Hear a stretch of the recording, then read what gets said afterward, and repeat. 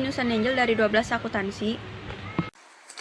Nama saya Amelia. Perkenalkan, saya Timothy. Nama saya Felicia, dari kelas 12 akuntansi SMK Pelita 4. Nama saya Gilbert dari SMK Pelita 4, 12 akuntansi. Hari ini saya dan kelompok saya ingin mempresentasikan tentang siklus pada perusahaan PD Subur. Tapi sebelum itu, saya ingin mengucapkan terima kasih kepada Bapak Sigit selaku Kepala Sekolah SMK Pelita serta Ibu Denti selaku guru akuntansi kami. Sebelum memulai video ini, alangkah baiknya kita mengetahui pengertian dari siklus akuntansi dan tujuan pembuatan video ini. Siklus akuntansi perusahaan adalah proses membuat laporan keuangan perusahaan untuk suatu periode tertentu, baik perusahaan jasa, manufaktur, atau dagang. Semua transaksi harus dicatat dalam jurnal dan kemudian secara periodik dibukukan ke dalam rekening-rekening di buku besar. Siklus akuntansi juga dapat diartikan sebagai serangkaian kegiatan untuk melakukan identifikasi, analisis, hingga merekam suatu kegiatan selama perusahaan berjalan. Tujuannya itu adalah mengetahui siklus akuntansi secara rinci atau berurutan, memahami tahapan-tahapan pembuatan siklus akuntansi, serta membuat laporan keuangan dalam suatu perusahaan.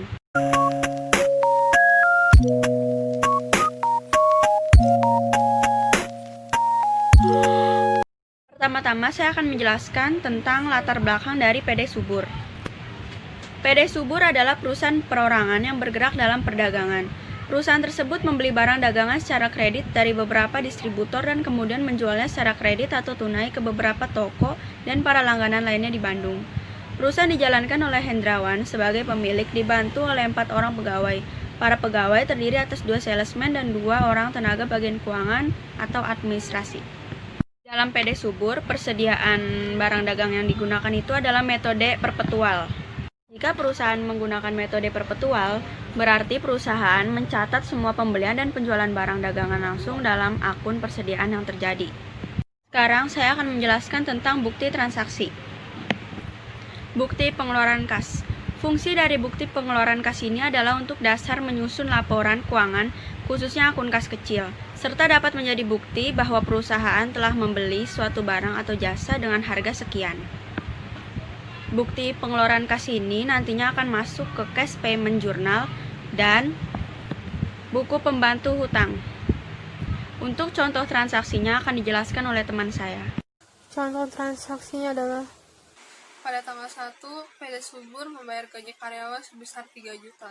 Maka akan dimasukkan ke dalam jurnal pengeluaran kas atau yang disebut cash payment journal dengan keterangan salary expense atau beban gaji di kolom account order, debit 3 juta, cash di kredit 3 juta. Selanjutnya adalah bukti penerimaan kas. Dokumen ini digunakan sebagai bukti untuk mengetahui asal sejumlah uang yang ada dalam laporan keuangan. Nah, bukti penerimaan kas ini nantinya akan masuk ke cash receipt journal atau jurnal penerimaan kas dan buku besar pembantu piutang. Untuk contoh transaksinya akan dijelaskan oleh teman saya. Contoh transaksinya adalah pada tanggal 3 diterima pembayaran dari Guskon Komputer sebesar 34.100.000 atas pembayaran bulan lalu. Maka akan dimasukkan ke dalam jurnal penerimaan kas atau cash receipt journal dengan keterangan cash di debit 34.100.000, utang atau account payable 34.100.000 di kredit. Lalu dimasukkan ke dalam kartu utang dengan nama Guskon Komputer di sisi debit 34.100.000. Faktur penjualan. Fungsi dari faktur penjualan adalah sebagai informasi barang atau jasa oleh konsumennya, juga sebagai termin pembayaran yang harus dibayarkan oleh pembeli. Transaksi faktur penjualan ini nantinya akan dimasukkan ke sales journal atau jurnal penjualan, kartu persediaan barang dagang, dan buku besar pembantu piutang. Contoh transaksi akan dilanjutkan oleh teman saya.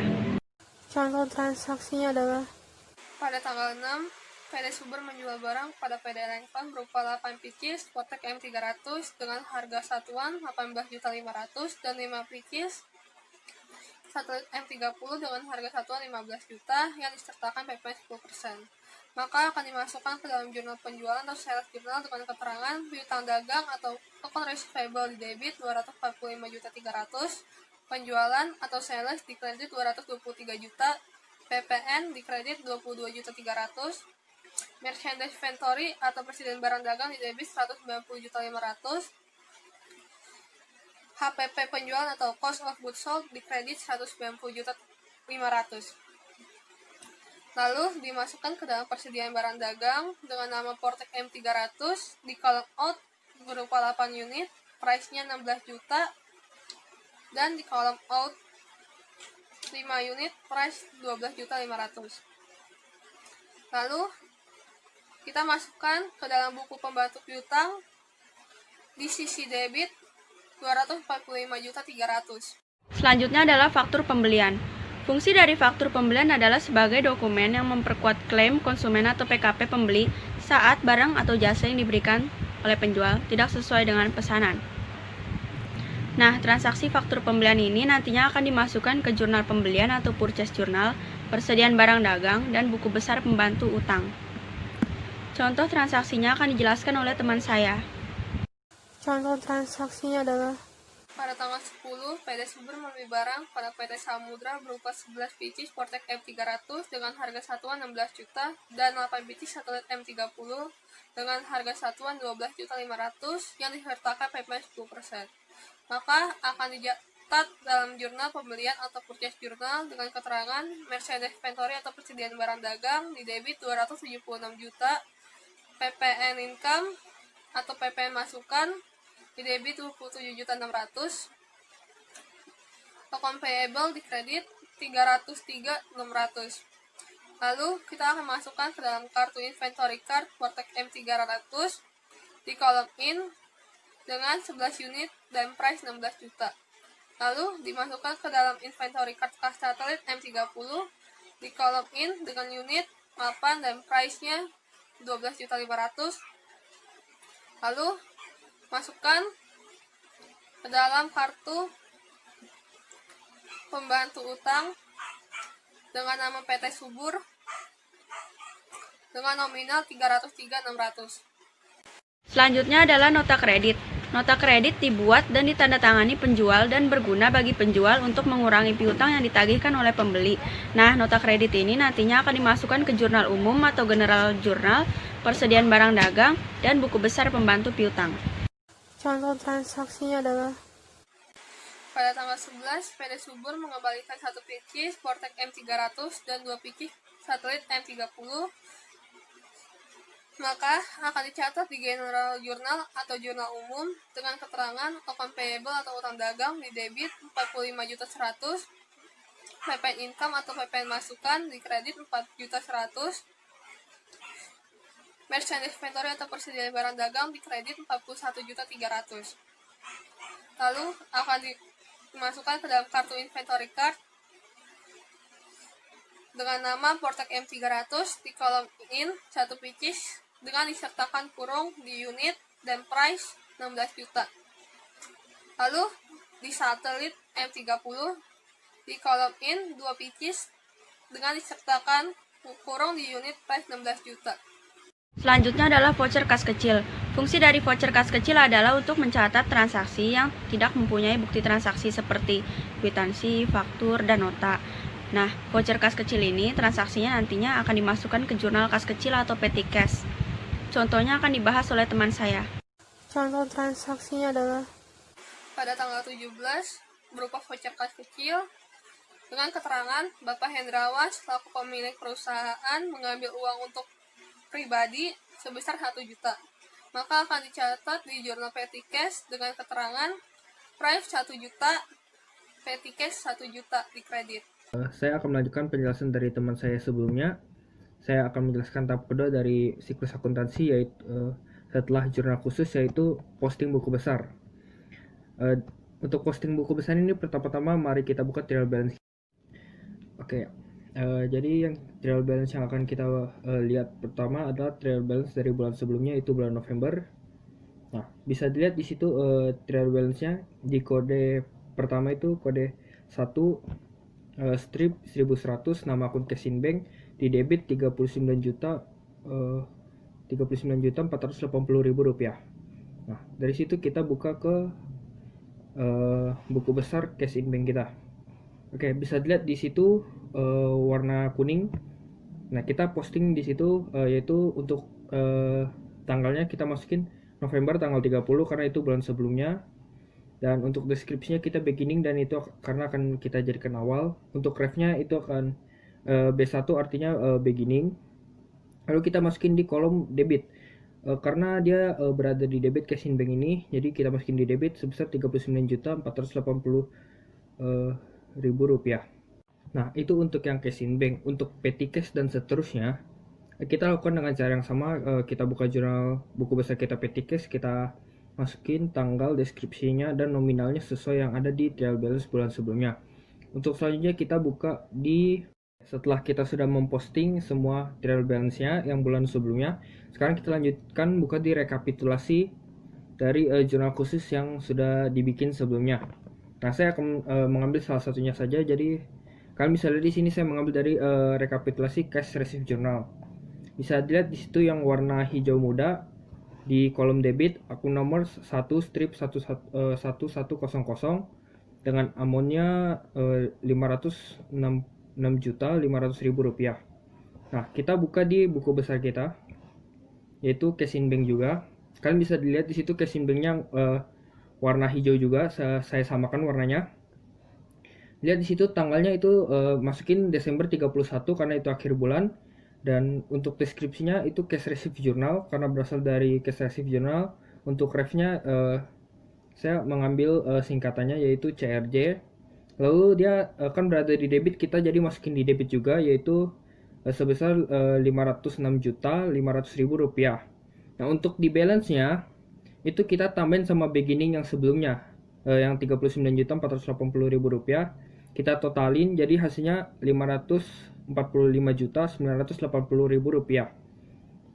Nah, balik lagi ke rekapitulasi yang tadi. Di kolom kreditnya itu ada nomor akun 1/1300 dengan amount Rp273.900.000. Lalu kita buka buku besar kita yaitu akun receivable untuk nomor akun 1/1300. Kalian bisa lihat di situ warna birunya itu beginning yang sudah diposting sebelumnya dan sales journal. Ini kebetulan saya ngambilnya dari cash receive journal, jadi sales journalnya sudah ada sebelumnya dimasukin. Kalian bisa lihat di situ yang sales journal, cash receive journal semuanya sama untuk posting buku besar. Masukin tanggalnya yaitu Desember 31. Deskripsinya di sini itu cash receive journal.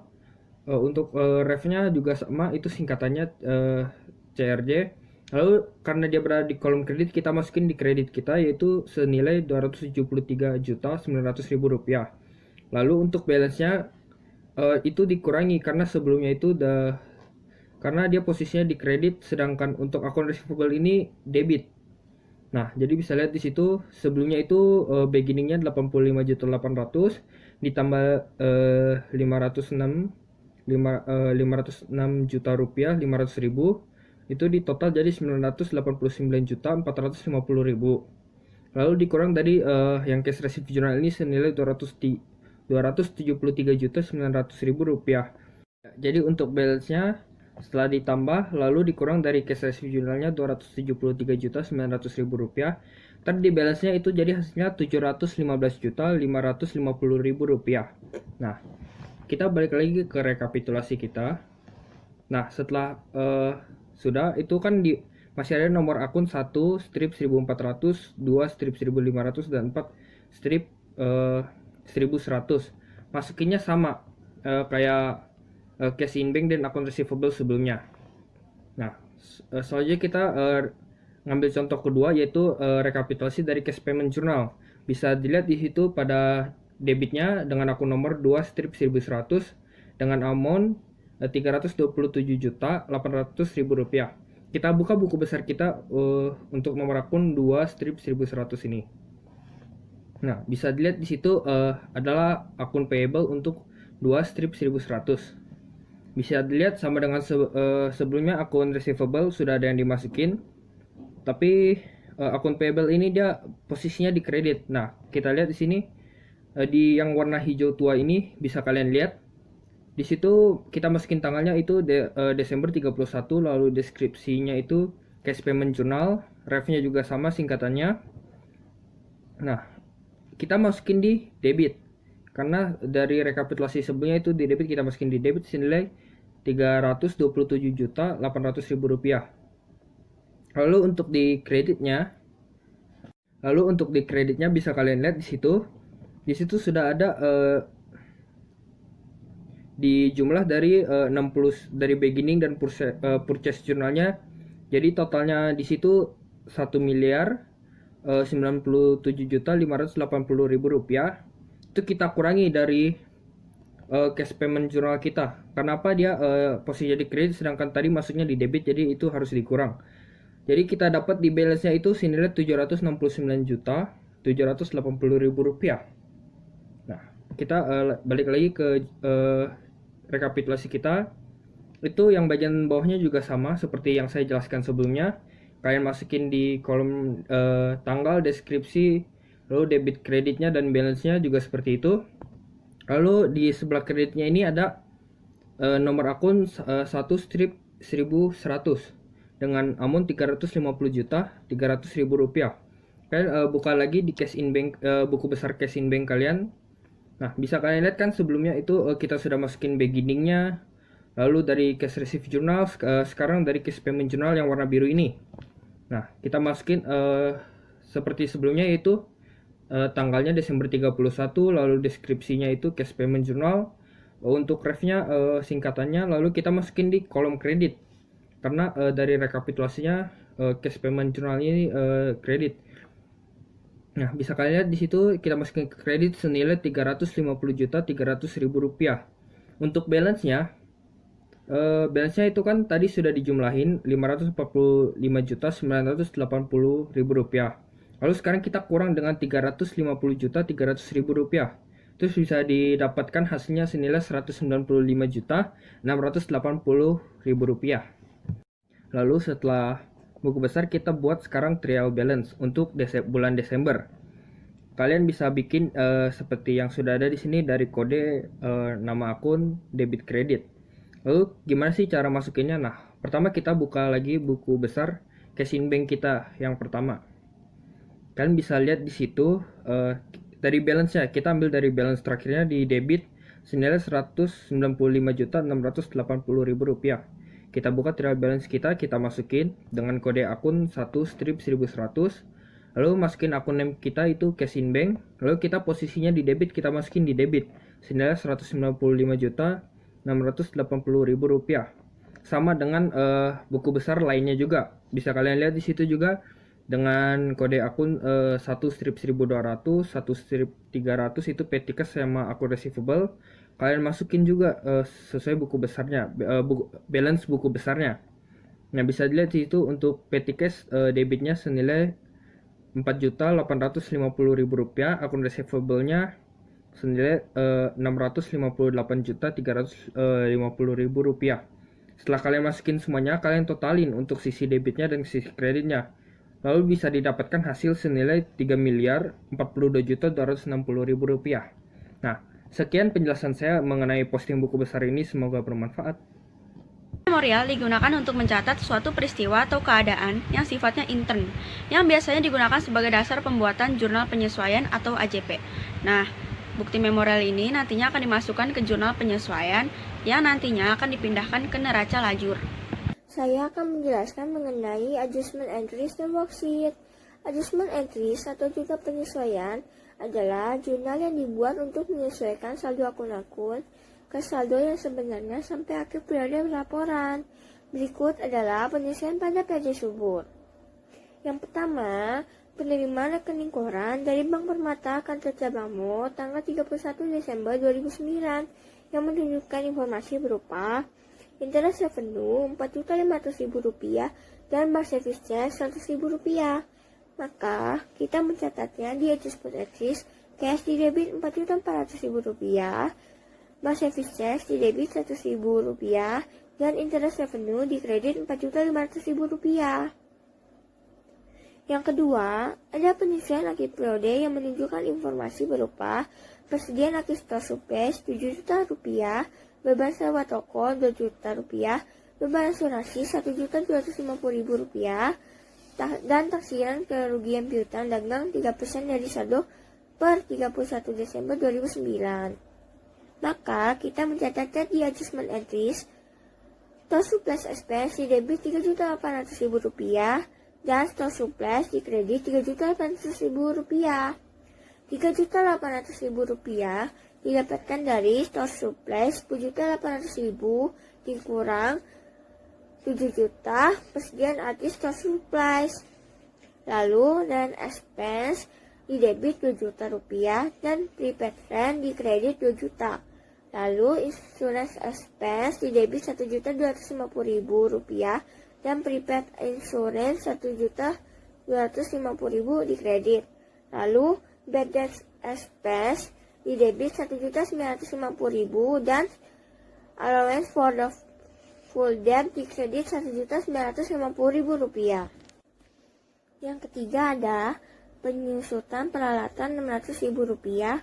Lalu ada gaji bulan Desember yang akan dibayar 2 Januari 3.500.000 rupiah dan listrik dan telepon bulan Desember yang akan dibayar 10 Januari 1 juta rupiah. Maka kita mencatatnya di adjustment entries, depreciation expense di debit 600.000 rupiah dan equipment accumulation depreciation di kredit 600.000 rupiah. Lalu back and salaries di debit 3.500.000 rupiah dan expense payable di kredit 3.500.000 rupiah. Lalu telepon and electricity expense di debit 1 juta dan expense payable di kredit 1 juta rupiah. Yang keempat, karena PPN income dan outcome sesuai dengan faktur pajak standar akan segera ditutup dan dipindahkan ke PPN payable. Lalu juga ada perhitungan pajak penghasilan perorangan. Maka kita catat di adjustment entries PPN outcomes di debit 97.550.000 rupiah, PPN income di kredit 89.380.000 rupiah dan PPN payable di kredit 8.170.000 rupiah. Lalu ada income tax expense di debit 26.164.875 rupiah, prepaid tax di kredit 15 juta rupiah dan income tax payable di kredit 11.164.875 rupiah. Maka jumlah penyesuaiannya adalah 142.315.375 rupiah. Neraca lajur adalah suatu kertas kerja yang digunakan untuk menghimpun semua data akuntansi yang dibutuhkan saat perusahaan akan menyusun laporan keuangan. Neraca lajur terdiri atas 1 kolom akun number, 1 kolom akun name, dan 5 pasang kolom debit kredit yang terdiri atas trial balance, adjustment entries, trial balance after AJP, income statement, dan balance sheet. Cara mengisi worksheet adalah pertama-tama kolom akun number dan akun name diisi sesuai dengan perkiraan yang dimiliki perusahaan. Lalu kolom trial balance diisi sesuai dengan data yang tercatat di dalam trial balance sesuai dengan data yang ada di buku besar. Lalu kolom adjustment entries diisi sesuai dengan data-data dari jurnal penyesuaian atau adjustment entries. Lalu kolom trial balance after AJP diisi dengan melakukan penyesuaian data antara trial balance dan adjustment entries. Misalnya, jika sesama debit ditambah, contoh seperti pada worksheet PD Subur di bawah ini. Pada cash in bank di trial balance-nya di bagian debit 195.680.000 rupiah dan di bagian penyesuaiannya di debit 4.400.000 rupiah. Maka ditambah, jadinya di trial balance after AJP-nya di debitnya 200.080.000 rupiah. Dan jika sesama kredit, maka ditambah. Contohnya seperti pada allowance for doubtful debt. Di bagian trial balance-nya di kreditnya 17.800.000 rupiah dan di bagian adjustment-nya di kreditnya 1.950.500 rupiah. Maka ditambah. Jadinya di trial balance atau AJP-nya dikreditnya Rp19.750.000. Dan jika berbeda debit kredit, maka dikurang dan mengikuti yang lebih besar. Seperti pada store supplies, di trial balance-nya di debitnya kan Rp10.800.000 dan di adjustment-nya kreditnya Rp3.800.000, maka dikurang, lebih besarnya debit 7 juta jadinya.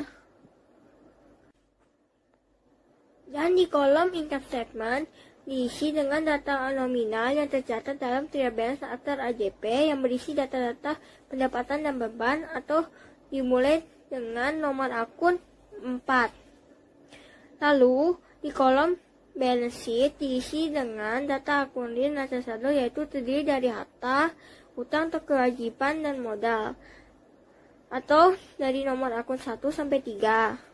Setelah selesai, kita totalkan semuanya untuk mengetahui laba atau ruginya. Nah, laporan keuangan yang pertama saya akan bahas adalah laporan laba rugi. Kalian lihat di sini. Cara pertama adalah kalian mencari net sales dengan cara sales dikurang sales return. Setelah itu kalian mendapatkan net sales. Setelah kalian mendapatkan net sales, kalian lihat lagi kalian harus mencari gross profit, yaitu dengan cara net sales dikurangkan cost of goods sold, lalu dikurangkan lagi dengan freight paid. Nah, setelah kalian mendapatkan gross profit, kalian harus mencari total expense-nya atau total beban. Kalian tambahkan semuanya. Setelah kalian tambahkan semuanya, kalian kurangkan dengan gross profit. Nah, setelah itu kalian mendapatkan profit before tax. Setelah kalian mendapatkan profit before tax, kalian kurangkan lagi dengan other expense, yaitu seperti interest expense, income tax expense, dan lain-lain. Nah, setelah kalian kurangkan, kalian tambahkan lagi dengan other income, seperti interest revenue, dan lain-lain. Nah, setelah kalian tambahkan, dapatlah kalian net profit. Nah, laporan kedua yang saya akan bahas adalah laporan perubahan modal. Nah, yang ini lebih simpel nih. Yang pertama, kalian hanya perlu menaruh Hendrawan capital beginning atau modal awal Hendrawan. Lalu kalian kurangkan dengan Hendrawan drawing atau price Hendrawan. Setelah itu kalian tambahkan tuh dengan net profit dari yang kalian ambil dari laporan laba rugi. Nah, setelah itu kalian tambahkan, lalu kalian dapatlah Hendrawan capital ending atau modal akhir Hendrawan. Nah, laporan ketiga yang saya akan bahas adalah laporan neraca atau balance sheet. Nah, pertama nih, sebelah kiri ada aktiva dan sebelah kanan ada pasiva. Saya akan membahas yang aktivanya terlebih dahulu. Nah, aktiva ini dibagi menjadi dua, current asset dan fixed asset. Untuk current asset ada cash in bank, petty cash, accounts receivable, allowance for debt, full debt, merchandise inventory, store supplies, prepaid insurance, prepaid rent. Nah, kalian semua tambahkan tuh kecuali allowance for debt, full debt, karena itu penyisian piutang tak tertagih. Nah, untuk yang fixed asset ada equipment at cost. Kalian kurangkan dengan equipment accumulated depreciation karena itu penyusutan ya guys.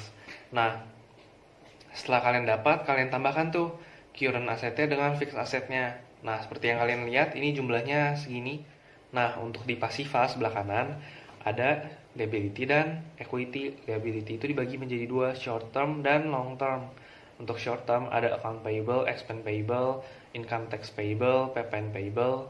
Untuk long term ada bank permata loan. Nah, kalian tambahkan semua tuh dengan equity, Hendrawan capital, modal yang tadi kita sudah cari, modal akhir Hendrawan. Nah, kalian tambahkan semua tuh. Nah, jumlahnya segini. Nah, kalian samakan jumlah di aktiva dengan di pasiva sama atau tidak. Kalau tidak sama berarti kalian tidak balance. Saya akan bahas adalah jurnal penutup. Jurnal penutup itu biasa dibuat di akhir periode akuntansi untuk menutup akun-akun sementara. Nah, yang pertama ini saya akan menutup akun pendapatan. Akun pendapatan itu di sini ada sales dan interest revenue. Nah, sales dan interest revenue kalian taruh di debit, lalu di kreditnya income summary. Lalu yang kedua saya akan tutup adalah akun-akun beban. Akun beban itu seperti advertising expense, telepon dan electric expense, store supply expense, dan lain-lain. Kalian tutup semua, kalian taruh di kredit, lalu di debited itu adalah income summary. Nah, sekarang ketiganya saya akan tutup adalah akun ikhtisar laba rugi atau income summary. Nah, kalian mendapatkan income summary itu dari pada saat kalian penutupan beban dan pada saat kalian penutupan pendapatan. Nah, kalian kurangkan tuh, dan jumlahnya itu 133.444.625 perak. Nah, habis itu kalian taruh di kreditnya Hendrawan capital atau modal Hendrawan. Nah, yang terakhir saya tutup adalah akun price atau Hendrawan drawing. Nah, Hendrawan Capital kalian taruh di debit, dan Hendrawan Drawing kalian taruh di kredit. Post closing trial balance atau neraca saldo setelah penutupan adalah neraca saldo yang disusun setelah akun nominal atau akun sementara ditutup atau dinolkan saldonya dengan cara membuat jurnal penutup. Fungsinya adalah memastikan bahwa buku besar telah seimbang sebelum memulai pencatatan data akuntansi pada periode berikutnya. Cara mengerjakan neraca saldo setelah penutupan adalah jurnal penutup yang tadi dijelaskan, kita posting ke buku besar. Kemudian di buku besar kita akan mengetahui mana yang masih ada saldo dan yang sudah bersaldo 0. Nah, akun-akun di buku besar tersebut yang masih memiliki saldo, kelompok aset, liabilitas, dan ekuitas kita masukkan ke neraca saldo setelah penutupan secara berurutan sesuai dengan saldo terakhirnya.